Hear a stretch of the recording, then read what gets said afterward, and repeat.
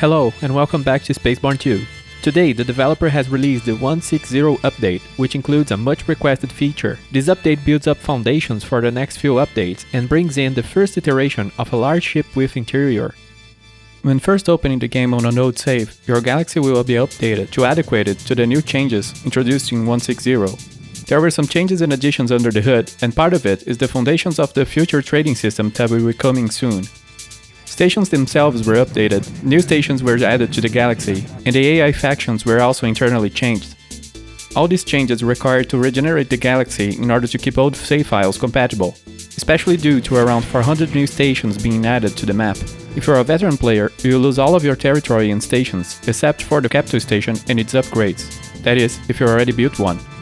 There are plans to add more capital ships in the future, and maybe even faction-specific ones, but this update included a single capital ship model so the developer can gather feedback regarding the ship's usage and performance more easily. There were also internal changes to the warp system and spawning systems. This was an effort intended to lower the random, irreproducible crashes people been having. If you still crash randomly when warping around, the dev would like to know it. Feel free to report bugs through the F10 bug report feature, Steam forums, or Discord. Now for the cool part. Capital ships. The capital ship Xantian can be bought from most stations that feature a ship console, except for sectors belonging to the Morta faction. Their territory has a blue name in the galaxy map. Capital ships have a requirement of 3 crew members, meaning you will need to have progress in the game's main storyline, enough to have those companions with you. Once you have acquired your capital ship, you can board it by interacting with the elevator underneath it. The ship has a basic interior, and your crew members will also be inside your ship. Their position within the ship is based on which role you assign to them in the crew screen. The capital ships use different weapon systems, and differently than small fighters, they have no weapon groups. For now, they have 2 types of weapons and come with 2 perks.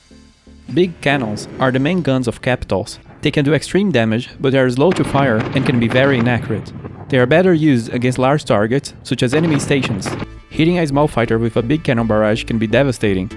Auto turrets are slow DPS, faster firing turrets that automatically fire at targets within range, and is intended to slowly chip away at enemy fighters for you, so you can focus on larger or more important targets.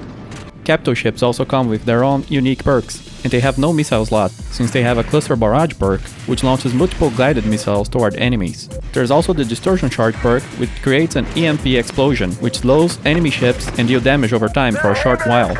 At this moment, capital ships use the same internal components as small ships. Just like small ships, their specific parameters and component slots can vary between each ship of the same model, and they are also affected by tier and level. Currently, capital ships can only dock in specific stations that can support them. They cannot dock in stations like the guild stations and outposts, but can be docked on larger stations. Docking with them is easier if you use the docking request feature through the comms interface. Just request docking and move towards the assigned landing pad. If a station does not reply to your docking request, or if an error message is shown, this means the station does not have a large size landing pad for capitals. Controlling a capital uses the same controls as controlling a fighter, except this is a larger and more sluggish ship. Compared to other games, the capital is pretty agile and aggressive. The main difference between fighters and capitals is how they behave in battle. With capitals, you get a targeting reticule for each pair of installed big cannons. As the auto turrets fire automatically and there is no weapon grouping, you don't have to worry about switching weapons, and you can focus on targeting your main gun and using your perks at the right moments.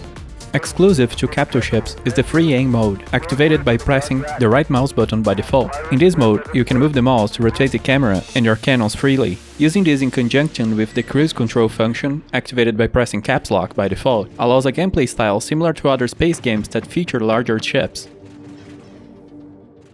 Although capitals can't yet dock on faction hangars, they can be upgraded just like small ships, and more component or weapon slots can be added to them. However, don't upgrade ships in this way right now, as this feature will mess up your capital ship. As of 1.6.0, the ship upgrading system is an unannounced feature that is early in development, and it can do more harm than good to some ships at this time. If you want to try upgrading ships, always make a backup save first, and keep an eye to your ship values closely. Regarding ship customization, capitals do not yet have different skins and cannot be painted yet.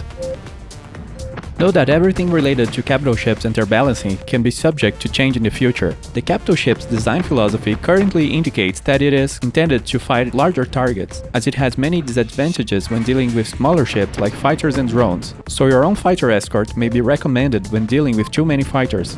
As feedback will be collected, it is very likely we'll see rebalances or changes to capital ships in the future. Thanks for watching this video, and remember to like and subscribe for more SpaceBourne 2 content. Fly angry!